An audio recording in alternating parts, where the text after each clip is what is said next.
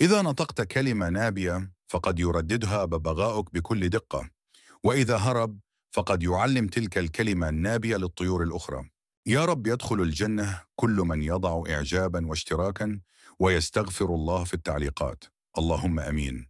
كما ترى، الببغاوات تنسخ طبيعيا الأصوات التي تسمعها أكثر من غيرها، وفي البرية يجعلها استعراض نداءات جديدة تبدو أكثر ذكاء.